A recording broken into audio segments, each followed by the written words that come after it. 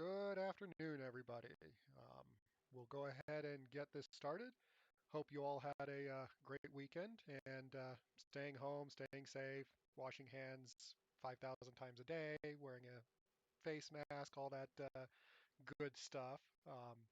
I can say that I have personally not left my house since last Thursday, other than to grab mail from the mailbox. I have not left the house whatsoever. Hopefully, all of you are doing something similar, or at least getting some exercise, maybe a little bit more exercise than I've been getting. But either way, if you have any problems or questions, feel free to let me know. This week, we are going to be talking about databases and big data. So, what is a database? A database is a structured collection of similar information that can be sorted and searched. So you can think of a lot of different things as a database. So a phone book is a database, which actually, do they still use phone books these days? Everything's online. So back in the day, a phone book would be a database. Um, a dictionary, that could also be kind of like a database. A filing cabinet, there's all sorts of things which are databases. The more you think about it, the more examples you can come up with of what actually is a database. So in a computer, a database, it's made up of files, and inside of those files you have records. And inside of each record, you have individual fields. And we're going to break all this down piece by piece. But a short description is a database is made up of files, records, and fields. All three of those combined to be in a database. The purpose of a database is to manage data in a way that is typically fast to search through or access. So, if you needed to pull up somebody's name and you had to search through a database, you don't want to type in somebody's name or type in a string to search for and wait 5 minutes, and it comes back with the actual name. Or if you need to grab bits of information from several different people, you want to be able to quickly grab that information as quick as possible and pull it up. So a database is really designed for taking a whole bunch of data and presenting it in a method to where you can search through it. You can grab sections, you can slice it up, you can dice it, you can do all sorts of other stuff, kind of like a Ginsu knife. Um, so you can think of it kind of like a file folder with records, well, or papers inside. So if you have a filing cabinet, you have folders inside of that, that's just a physical big database. All right, so now we're going to talk about the individual parts of a database. So we'll start at the upper level. So you have files, and you can think of this as kind of like a actual file on a computer or a folder on a computer. Probably better to think of it as like a folder on a computer. So a file is a collection of records. Um, it can have many records. Sometimes it can have a million records inside of it. Maybe it will only have 5 records. It could be any number of records, but all of those will get combined into a file. Uh, Data in a database is saved on the computer as a data file and contains data on a particular topic. So you can think of various data like movies. So you can have a database file for movies or one for students. Um, any of you who may have done something with databases in the past might have uh, thought of databases and tables and everything. Really, the database itself is the file. Inside of the file, you have records, and the records can be actually, sorry, tables are kind of equivalent to files. It's just another abstraction of it. But inside of the files or inside of the table, you'll have records, and this is an entry in there. So a record is a collection of fields, and I'll get to what fields are in a moment. But if you think of an entry, um, let's say you're creating a database and you wanted to store, say, your entire movie collection. So you could search through it. And let's say you wanted to find all movies which are in the genre comedy, which happen to be produced in 2001 and starring, I don't know any popular stars back in 2001, but let's go ahead and choose Adam Sandler. Um, a database will have a record for all these movies, and each record will have a field. And in that, you'll have something like movie name, and you'll have year, genre, actor, actress, um, maybe where it was filmed, or anything else like that. It all depends upon how you want to design it. But each movie will have its own record. And then in that record will be individual fields. And a field is a single item of information. It's part of a record that holds a particular piece of data. First name, apparently it cut off the rest of it, but movie name, movie year, genre, like I said, actor, actress, where it was filmed, what his box office gross was, or anything like that. And so you'll have many, many records. So if you have a movie collection of 200 movies, you might have 200 records in there. And depending upon what you wanted to record, you could have 100 fields, or you could have 200 fields if you wanted to really store that much information. The nice thing about databases is if down the road you determine that you want to track some additional data, you can add that on and you can have gaps in some of the data and you'll have to figure out how to fix that. But you can add on extra fields to an existing record. And it's not a static bit of information. So if you decided down the road that you haven't been tracking um, the opening theater or opening number of theater screens that a particular movie was shown on, you can add that in there with either a default value or no value or something like that. And then as you add new records, you can populate that, and then you can go back and populate the existing ones and expand your database. So that's really what a database contains is um, it's a number of files or tables which inside of there, there's a number of records, and on each record, there's a number of fields. So this is what it might look like. So each one of these lines here is going to be a record.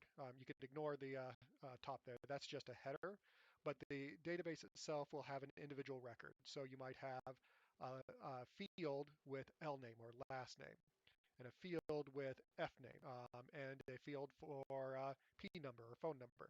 And inside of there, you will have individual values. Depending upon how the database is set up, some of these might be blank. Some of these might have a default value in there. Some of them you might have to have a required value or have to have something in there, or it has to be unique. So no other record can have the exact same value as some other record. But in a general case, you will have a number of columns or fields with each value in there. So what is a database used for? And again, so like I mentioned at the beginning, the more you think about databases, the more you think about what actually uses a database. So a telephone directory. Um, Now, back in back in the day, you would actually get a book which they would either come by and give to you. They would ring on the doorbell and give it to you. Uh, More recently, they just kind of drop it off at your front door. Even more recently, they have stopped giving out telephone directories because everybody gets their information online. But back in the day, a telephone directory that or a phone book that's a type of database. Patient records. If you go to the doctor's, dentist, hospital, any place like that, you'll have a record. And that record, you might have multiple records, and they're all kind of combined together under one patient, and that will have your medical history. So they can go searching through to see how many patients were afflicted by a disease, which is kind of topical to the current state of the world right now, where they can search and see how many patients have been afflicted by the coronavirus, as an example. Um, patient records, they can have all sorts of information, and a lot of it is highly personal information and stuff which is highly sensitive. And so, in the case of patient records, they actually have to be protected via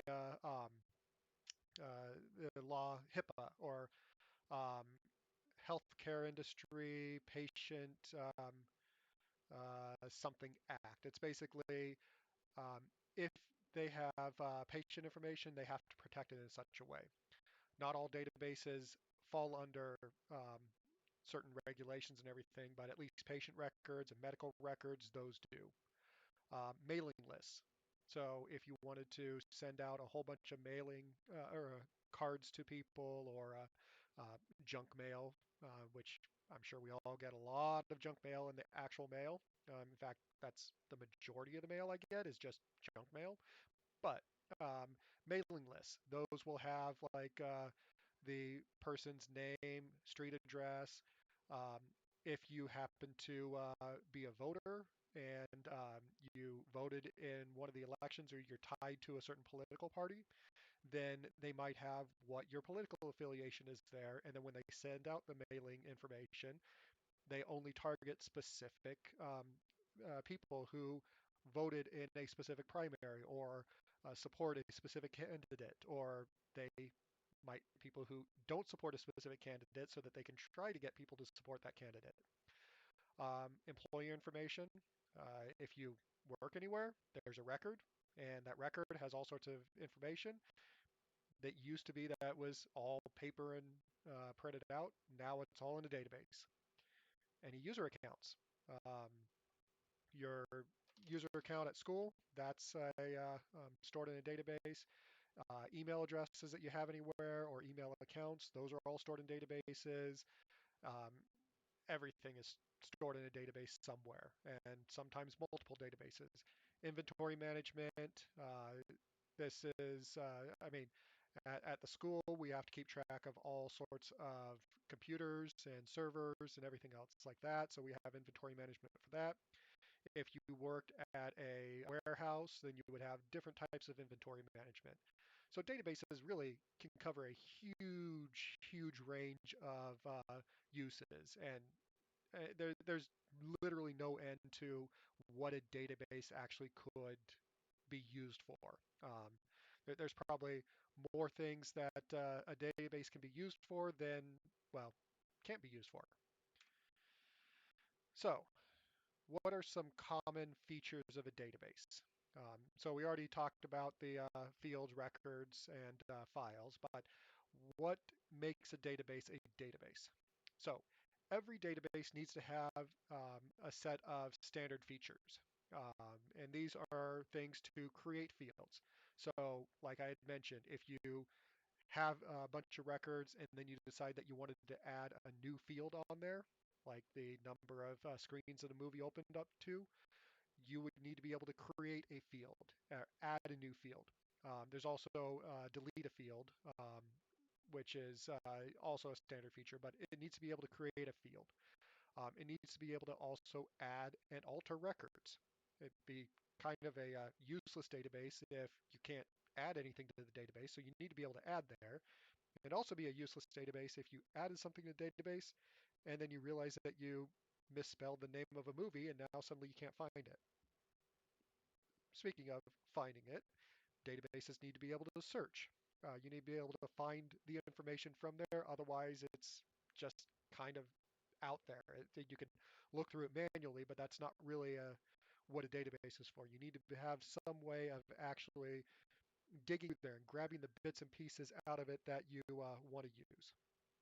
And then sorting. Needs to be able to take the information that is in the database and then shuffle it around so it's in an order that you can understand. And so those are some standard features. There's many, many other standard features. These are just some of the highlights of the standard features, but I encourage you to just ponder what other standard features you might need to have for a database. Depending upon the database system, there may be more complex features, such as memory management.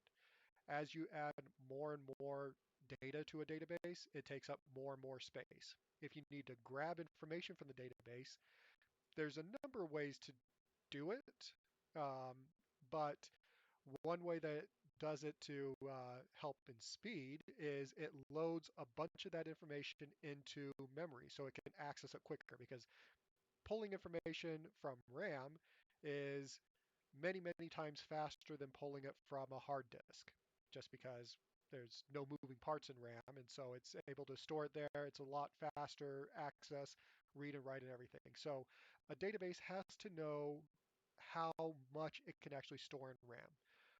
And this is it's an optional feature because not all databases have to know this, but it's something which is really, really good and really, really common. So when you're grabbing information, it may load the entire table into memory, or it may load a large subset of it, or it may offload some of it, load bits and pieces, and then offload it and do a lot of stuff. It can be something very, very simple or something really incredibly complex for the database to do. You don't have to worry about that because, well, you're just accessing the database, but the people who write the database software, they need to know about memory management. Compression, that's another complex feature which is also very common these days. So if you have a lot of records with a lot of very similar information or a lot of the same information, that takes up a lot of space, or it can take up a lot of space. Each record, let's just say one record in a database takes up 1 kilobyte worth of space. If you have a million records in there, you're talking about a million kilobytes, which is, let's see, 1,000 kilobytes is a megabyte, gigabyte is a million, wait, yeah. So that's 1 gigabyte worth of space. Now, if you have um, a billion records, well, now you're up to a terabyte worth of space, and that data can grow really, really quickly. It's really not uncommon to have a database with a billion or more records in there. And if that's taking up a terabyte of space, that's an awful lot of space for it to be using. So compression basically looks through the information and it sees what information may be duplicated. And there's many, many, many, many different ways of compressing information, but this is just one way of doing it. When we had talked about audio, this is a similar way to where the audio compression will work or video compression will do it, is it goes looking through the records to find information which is duplicated across multiple records. And then instead of storing that information with each record, it stores that bit of information once, and then it creates a pointer in each record to that piece of information. And the pointer is really, really small. So whereas the actual information in a field may be, say, 1 kilobyte or 10 kilobytes or a megabyte in space, instead of storing 1 megabyte with each record, it stores that once, and then it stores a pointer, which is really small. I mean, you can think of a pointer as in 8 bytes or something really, really small. And it stores that with each record. Now, you're storing information once, and then you have pointers to it. So if the information changes, well, all of those records automatically get updated because it's referencing the same location. And so that's one way of doing compression is just finding out what is duplicated, storing it once, and then storing a pointer to that information in each of the records. And then you just do it across the entire database. And depending upon how you store your information and everything, compression can shrink the size of your database down by um, many, many times its original size. It just depends upon what it is. So compression is one of the more complex features, but it's also very, very common. And then access control. Um, Access control is one of those where you only are allowed to do something in the database if you have permissions to it, if your login account has access to it. And it's a security measure to prevent unauthorized access or unauthorized changes. And there are some databases out there which don't fully implement access control, but all modern databases pretty much have some sort of access control list. So you have to have a specific account in order to do stuff. and your account, which may be able to update information in one table or one record or one group of records, is not able to make changes to another table on the same database. Or it may not be able to create fields or alter fields or add anything. So access control is one of those things which is really, really important for databases to have. So how do you create a database? And this will be kind of an abstract, high-level overview of generally how you create a database. And really, these processes work for more than just creating a database. It'll work for programming. It'll work for baking a cake, anything along those lines. The first thing before you create any database is you plan it out. If you work at a company and you're creating a new database for something, you're going to be in a whole bunch of meetings with a whole bunch of people, with everybody saying what they want to actually have that database do. But generally, a bunch of people get around, they sit down, they start determining what they want to store, how they want to store it, where they want to store it, all those bits of information, how they want to link everything together. Because if you do not have a good plan, when you start doing something, you will very, very quickly run into issues. And so it's much easier to plan it out. It's what's the saying?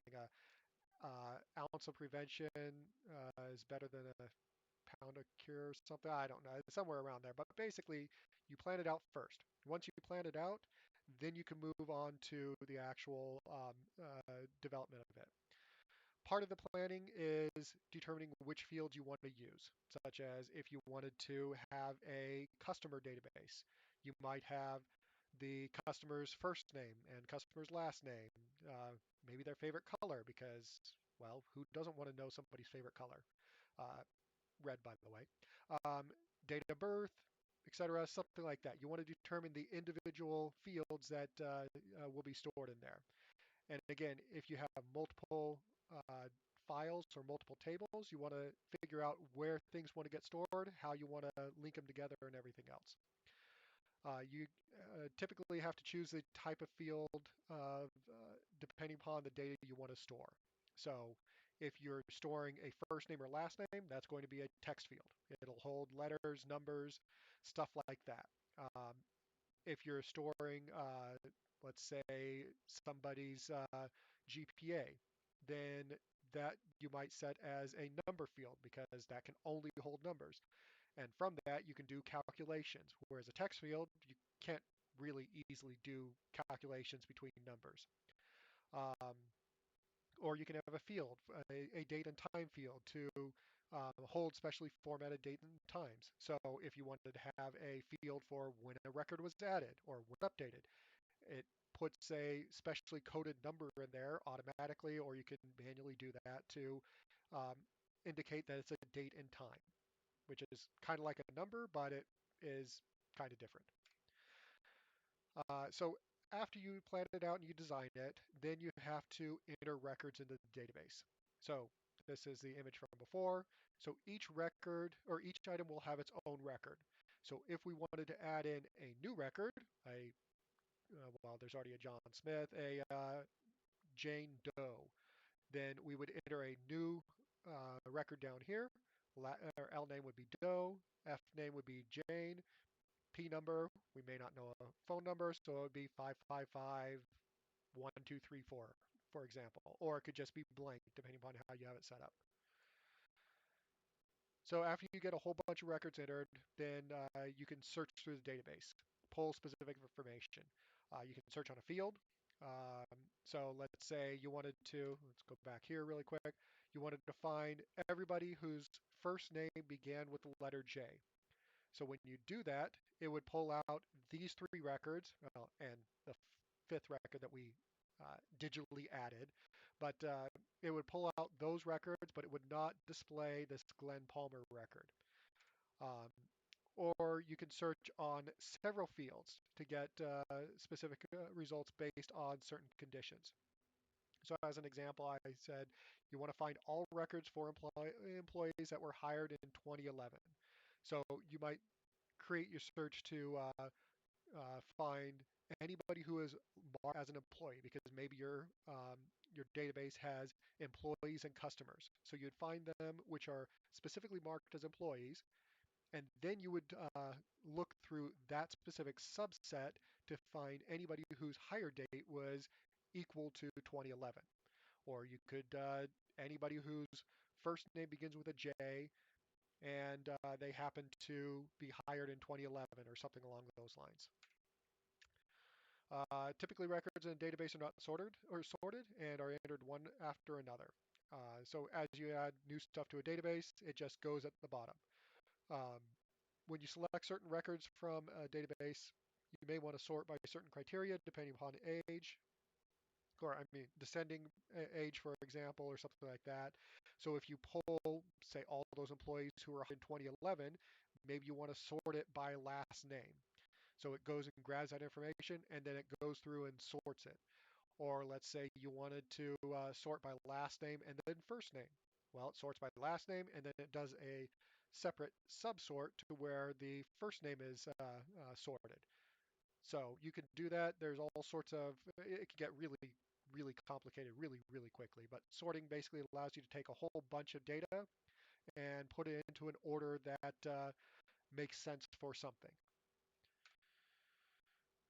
So those are the basic considerations. So now database types.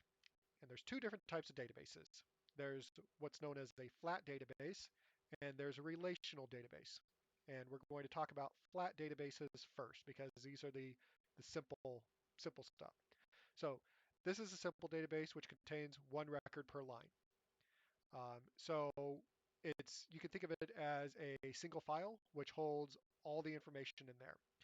Um, if you think of Excel or LibreCalc because open source is great, or any sort of spreadsheet type program, that's just a flat database. I mean, it can do a lot more than just store information in there. But if you think about it, all those records in there, each line in an Excel spreadsheet is going to be a record in a database, and it's its own flat database. When you save the file, that Excel file is saved, and that is the database. It's one file. All records are stored in one file and typically isn't linked to other files. And that's a key thing about flat databases is now you can take one Excel document and you can open up parts of it in another Excel document. You can do a whole bunch of stuff like that, but it's really not that common and it's not the easiest to do. Typically, when you think of flat databases, you have an Excel spreadsheet and it's its own siloed thing and it does its own thing. And then if you're creating another Excel spreadsheet, it's not pulling information from that first one. So a flat database is really that. It's one file. All the data is in there. Everything is happy, and it all coexists inside of that one sheet. So that's a flat database. Relational databases are a whole other beast, and this is really where the power of databases shine. So a relational database has tables which are linked together. So a table, you can think of a table as an Excel spreadsheet. And so a relational database, you'll have one database. Inside of that, you'll have a whole bunch of Excel spreadsheets. Each spreadsheet will be its own table. And each table will contain records with fields, so very much like an Excel spreadsheet. Um, so I'm saying that you can think of a relational database as multiple file folders stored in a room. Each file folder holds different data, such as employee records or payroll information, job information, and they're all linked together. So if you look at one record, employee, it tells you where to find the record for that employee's job information or payroll information.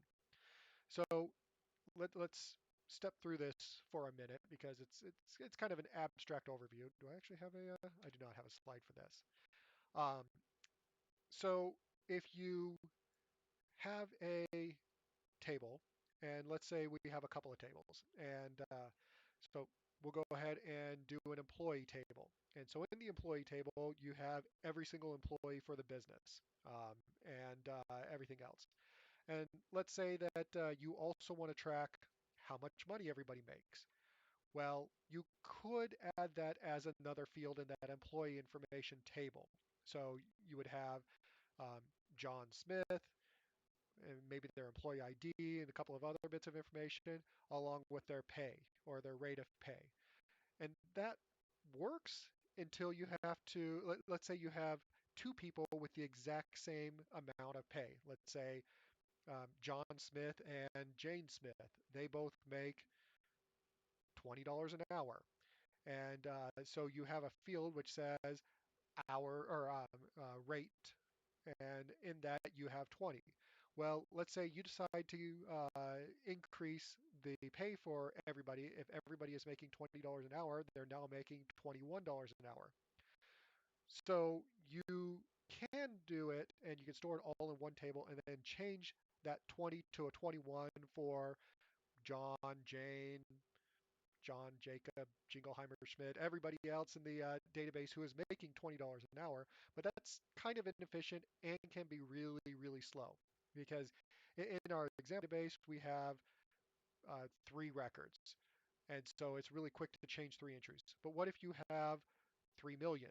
Or what if you have 300 million? And now suddenly you need to look through every single one and update every one which matches a condition. That can take hours. It can take a lot of time, a lot of resources, and everything else. So what you do instead is you have one table which has the employee information. And the employee information will be uh, first name, last name, employee ID number, and bits of information, stuff which identifies that employee. Then you'll have another table named payroll information. And in payroll information, you will have um, how much somebody makes, and it might be $20 an hour. And that information will be tied back through or back to that employee information table through a relation. So there's a relation between two tables. So when you grab information from one table, it's able to look up information in the other table. Now, if you need to go through and you need to update, say, 20 to 21 for anybody who's making $20 an hour, you look in the payroll table. You don't have to look at the employee table. You just look at the payroll table. You go digging through that to see where the 20 is. And if it's a one to one or a many to one relationship or one to many, depending upon how it is, you might only have to make a couple of changes on the payroll information to update hundreds of people on the employee table. So there's the relations between the two allow you to split up information into two separate tables to where you can break some of it out and change some of it and update it. And likewise, if you add a new person, then you just point their information to some other bits of information in a different table.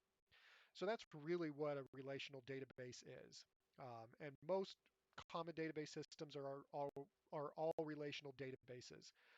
MySQL, which is a open source SQL database, that's relational.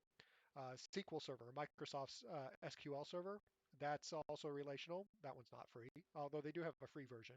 It has limitations. PostgreSQL, MongoDB, um, I'm blanking on all sort of ones, but there's a lot of different database systems out there. But most database systems nowadays are all going to be relational, to where you have multiple tables and then you can have relations between there.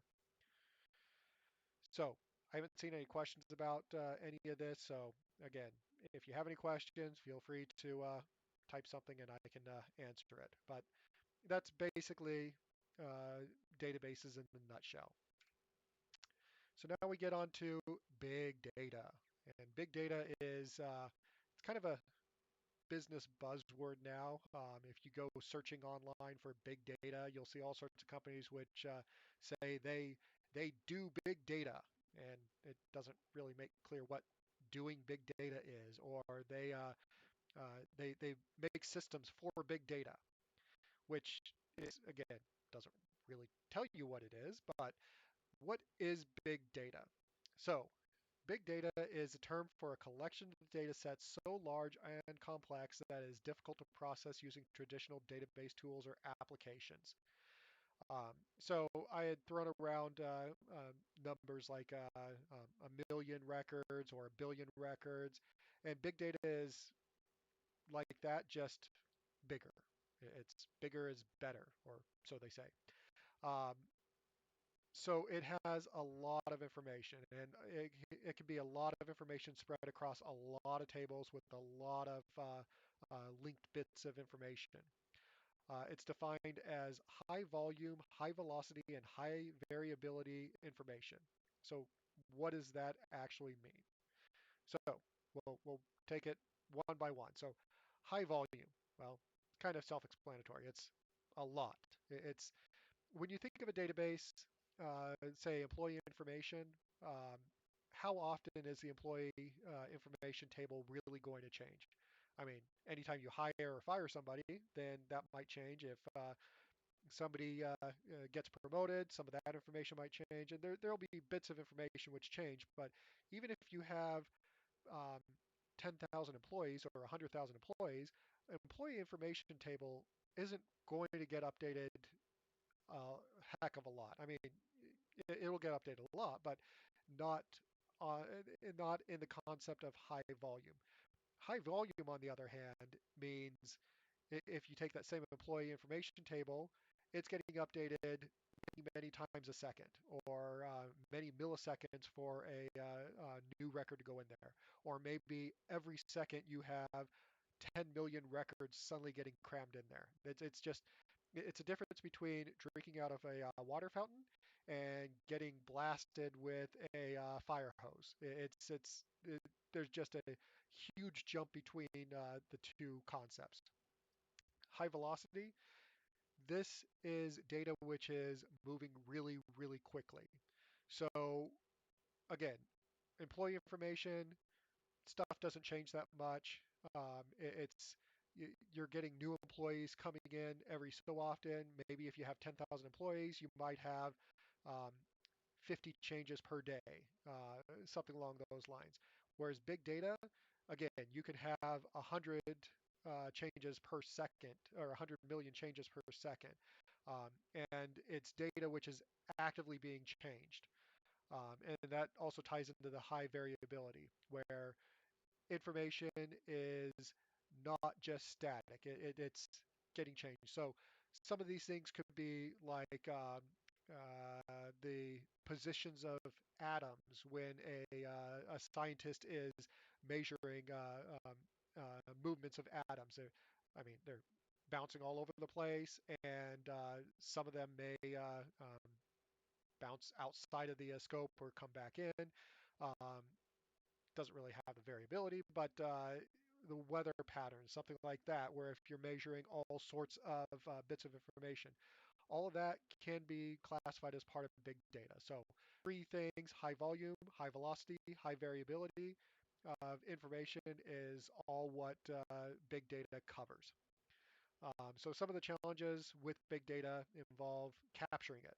How do you actually store millions of records per second in a database? And each one of those records takes up space. How do you actually, um, how much space do you actually need? How do you allocate that much space? How do you point to the bits and pieces across there? Searching. How do you find what is actually getting stored there? I mean, a database is kind of pointless if all the data goes in there and you can't ever get it out. So you have to have a way of actually digging through there and finding the pieces that you actually need. Sharing it. A lot of these big data um, projects and databases, they need to be accessed by people across the world or coworkers and stuff like that. So there needs to be a way of sharing it to various people of different technical access. Analysis, which is also the visualization of data, or how do you actually see that data? So again, 100 million records per second, you aren't going to be looking through each record individually to see what is actually in there.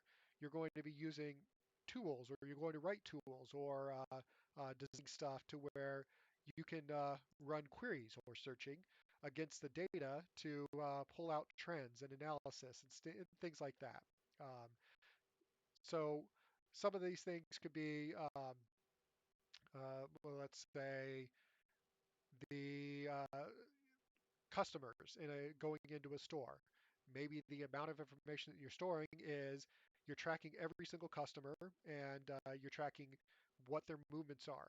And as they buy stuff, as they pick up stuff, you want to track all that information. You want to analyze it and see how it all correlates together or through correlation and statistical modeling and all that sort of stuff. So there's a lot of challenges with big data and how you can actually um, get that information to the people who know what to do with it.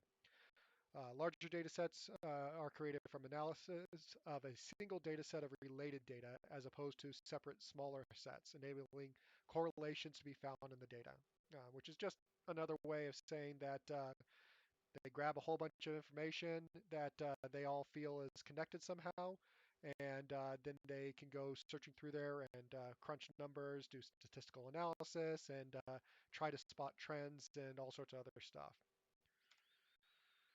So, what is big data? So, data comes from everywhere. Facebook tracks everything you post, everything you like, comment, tag, get tagged in, probably everything that you look at, everything that you think about. There's been times where I haven't searched for something and ads pop up for it. It's kind of uh, weird that they may know what I'm thinking about before I actually know what I'm thinking about. But Facebook tracks everything.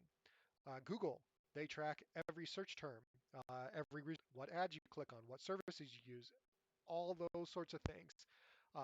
And they grab all this information, they store it in a database, and then they do analysis on it to try to determine trends. There was a story several years ago where I think it was Target.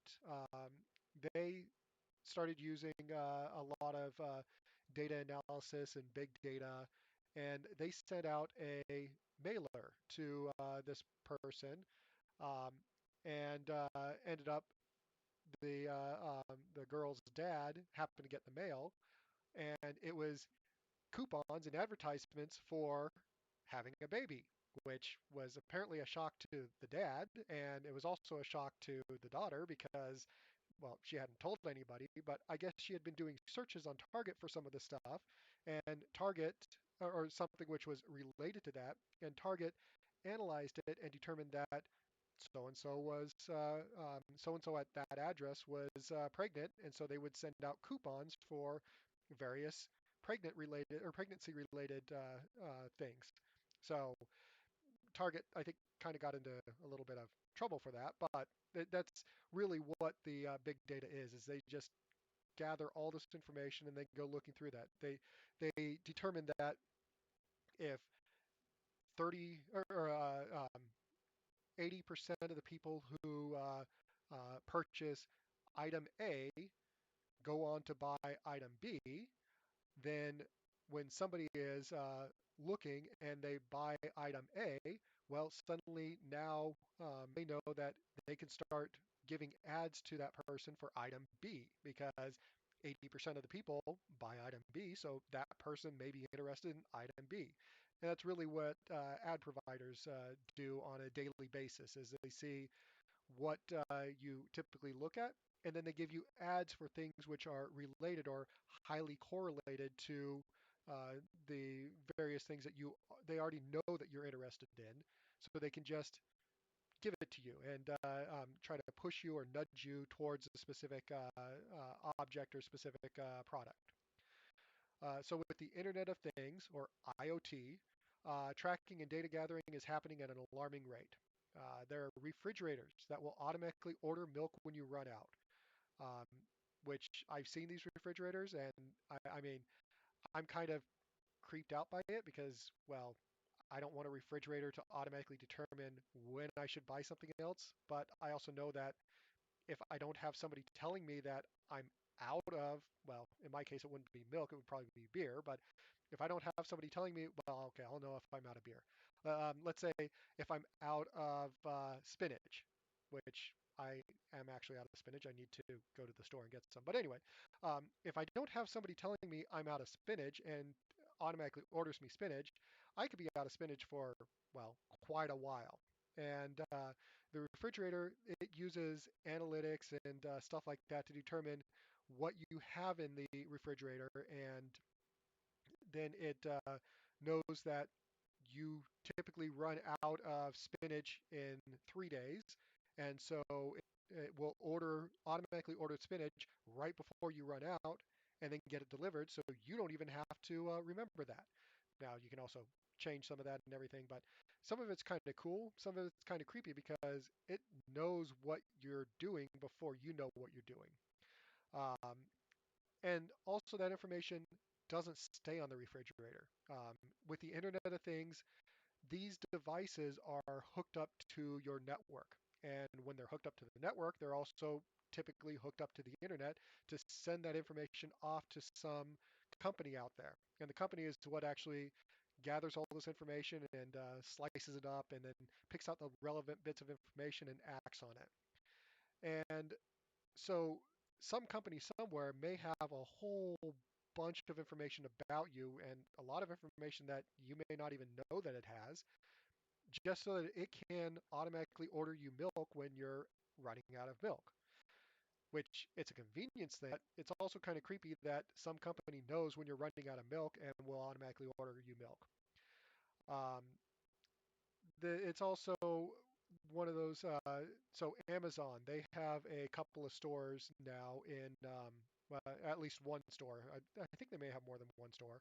I think it's in Seattle, and it's one of these stores where you walk in there, and it has to be tied to your Amazon account, and it knows that you are you. Because you log in, I think you check in with your Amazon account when you get in there.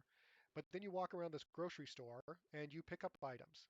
And you grab whatever you want, and then you walk out. You don't have to talk to anybody. You don't have to pay for it when you walk out because it has tracking and sensors and everything all over the store to track exactly what you do inside of that store. Big data, for example. And it uses that to know what you grabbed and where you grabbed it to automatically charge your account for the product that you picked up. And the concept is kind of cool because, well, nobody really wants to talk to anybody when they go to the store, especially not right now. And also, nobody really wants to interact with other people at the store, again, especially not right now.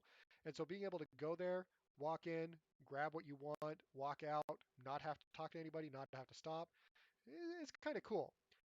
But it's also kind of worrisome because, well, they use all sorts of tracking and motion tracking and everything inside of the store to know what you're doing, where you're going, and yes, it's great for this particular thing, but you know that they're keeping that information to analyze it and determine where people normally go and how long somebody spends looking at avocados, for example.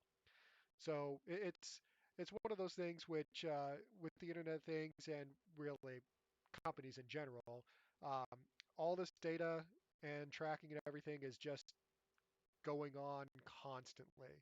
The next time you go somewhere, I encourage you to look around and see what might actually be getting tracked. I mean, if you look at the individual products, you'll see a barcode, but sometimes you'll see a sensor on there, and those are the anti-theft sensors. But sometimes you'll see little dongles on clothing and stuff like that, which may that could also be an additional tracking device.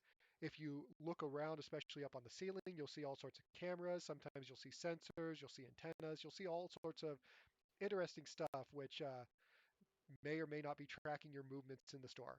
More than likely, it's probably tracking something of everybody in the store. But it's all out there, and companies are gathering this and searching through it and looking at it, and it's kind of worrisome, but it is what it is.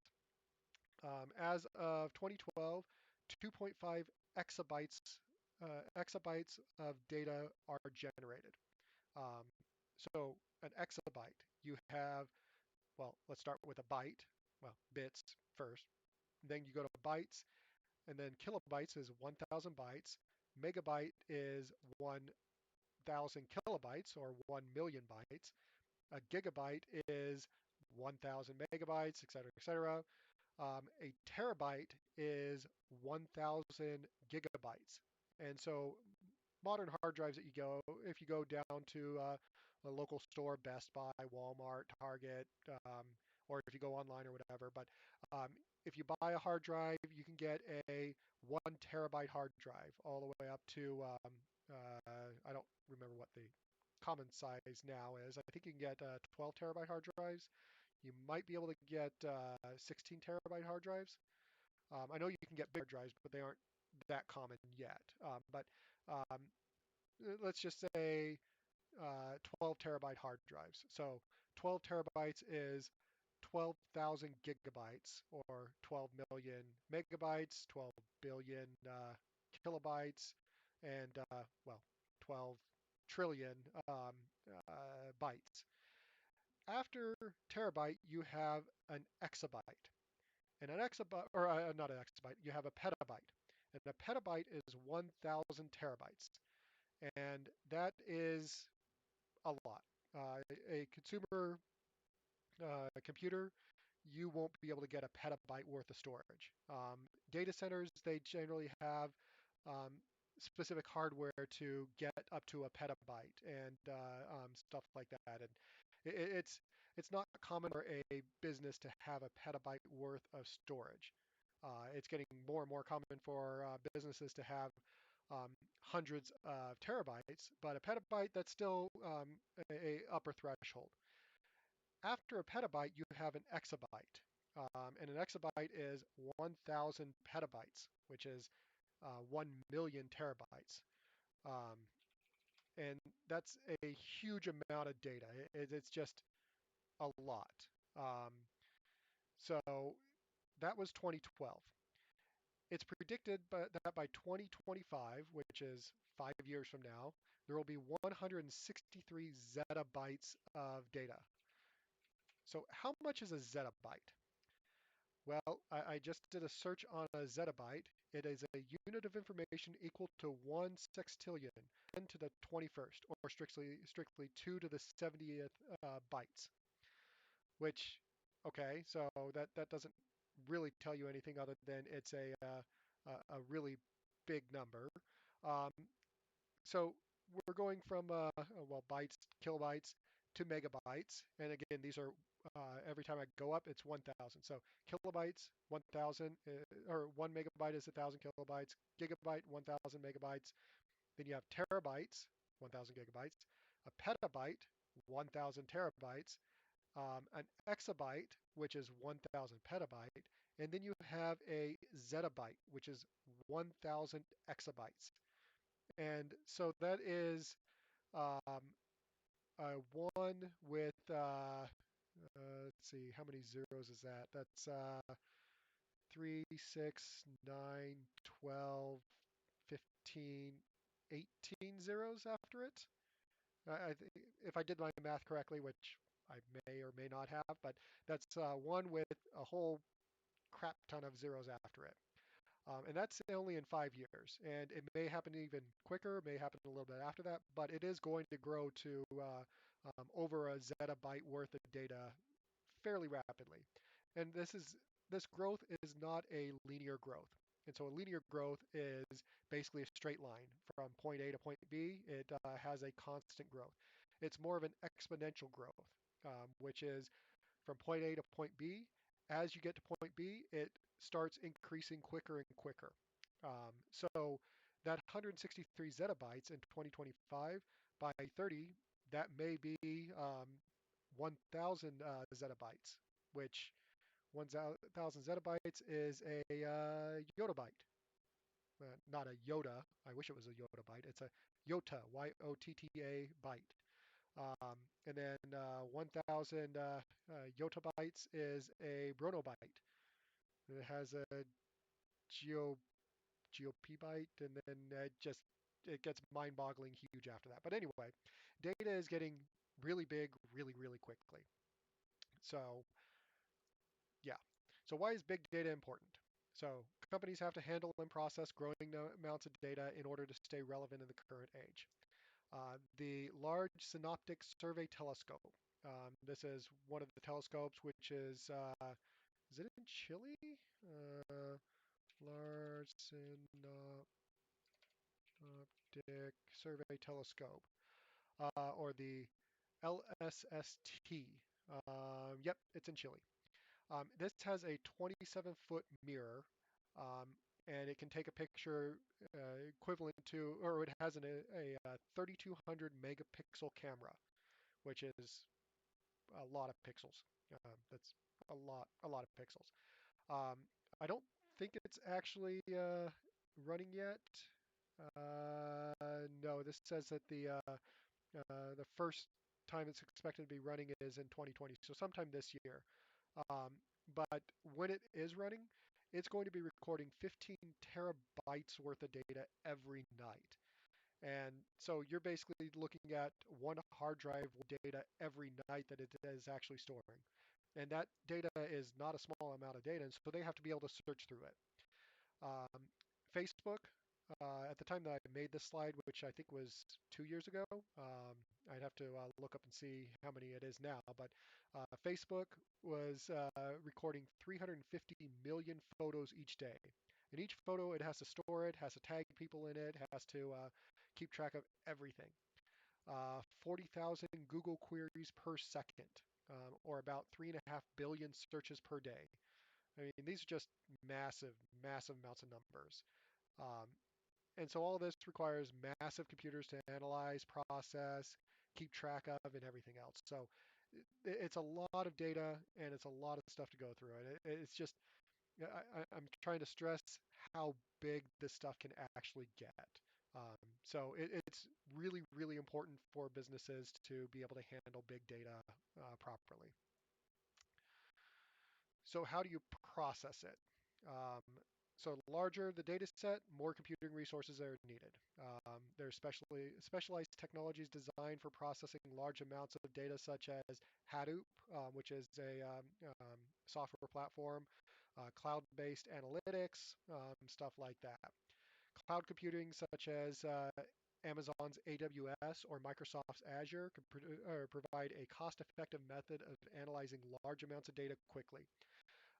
The basically the cloud computing providers, what it is they have a lot of computing resources, and they allow you to spin up a server or a computer in their virtual data center and process a bunch of information.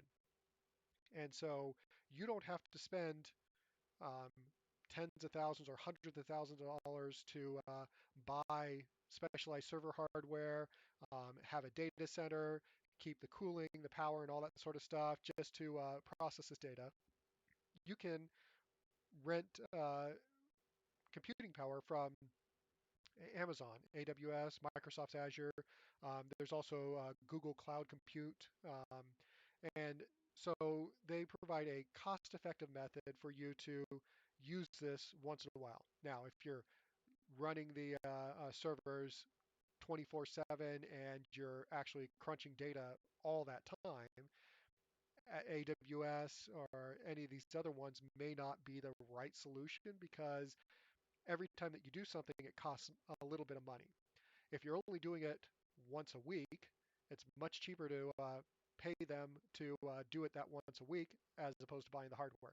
But if you're doing it all the time, well, at that point, you're big enough to where you can probably afford your own data center and not pay them money. Which, if that's the case, then you're probably Facebook or Google or one of those companies which already provides this for everybody else. Um, so they can provide cost-effective methods of analyzing large amounts of data very quickly. Um, in addition, machine learning is used a lot to spot trends or predict behavior based off of previous data using statistics. And kind of glossing over the machine learning aspects of it because, well, we have artificial intelligence and machine learning. Is it next week? It's either next week or the week after. Um, but it's not. It's easy to say that machine learning is just statistics because, well, it does use a lot of statistics, but it's really much more than that. It's when you're looking at trends or when you're trying to spot trends, you're looking at correlations and you're looking at why something happens without actually knowing it. And using machine learning, you can train a model of various bits of information to say that, um, let's say, temperatures, the temperature outside. So if you grab a whole bunch of data and then you grab the temperature for that data, and then you do that again, and you keep doing that. And every day you grab a whole bunch of data along with the temperature, and maybe every hour or every minute or something along those lines. And you store this in a database. Machine learning can take all that information and it can go out and crunch numbers and build a decision tree, or can build a uh, k nearest neighbors, or linear regression, or all sorts of other stuff. It can do that, and then you can give it a whole bunch of data without knowing what the temperature is, and the machine learning model goes through there and it predicts what the likely temperature would be. And there's all sorts of accuracy and all sorts of other stuff. But anyway, um, it can be used to um, look at a whole bunch of data and start to see that data in ways that humans wouldn't normally look at it because, well, we're really biased at how we look at things because we see something in the past and we look at that and say, oh, well, since that happened in the past, that exact same thing may happen in the future. Whereas machine learning, on the other hand, looks at not just what happened, but everything else which may have happened around that time, depending upon what you feed it. And then it creates a prediction of what may happen. And that prediction may be completely different than what a human would actually predict. And so the machine learning is used a lot in big data and a lot of processing that data to try to spot trends and to try to spot behaviors. So I'm not going to talk too much about machine learning just because, well, again, we're going to talk about it more later, but it's used a lot and it's actually kind of fascinating in my opinion. Um, this video, we're not going to watch it. Yeah, this last slide. Not going to watch it. It's a Linus from Linus Text Tips, um, who he talks about big data and how all this stuff is getting gathered and getting used and everything else. And so I think the video is only about 5 minutes long, somewhere around there. So I encourage you to watch the video. It just gives another perspective on big data and its usage. So this is all I had for today. Um, Again, normally if we were in class, we'd watch this video, we'd have a little bit of discussion in class, back and forth, take up the last 15 minutes, and everybody be happy to get out of there and be done. But we're not in class, so I'm just talking to you, and so I managed to get through that in an hour. Um, Thursday, so normally in class, Thursday would be the day that I would um, actually show you Microsoft Access and how that all works. Since the computer that I'm on is not running Windows, I cannot show you Microsoft Access on it. So I will have to figure out some way of doing that. But I will try to get that set up before Thursday. I'm still planning on streaming on Thursday and showing you all of that. But for now, I guess we'll go ahead and cut it short after an hour. Um, Hopefully you learned something. Again, if you have any questions, feel free to shoot me an email. I'm always happy to hear from people. Um, and yeah, I will go ahead and call it a day. I hope you have a great Tuesday, Wednesday, and I will see you all on Thursday. Thank you.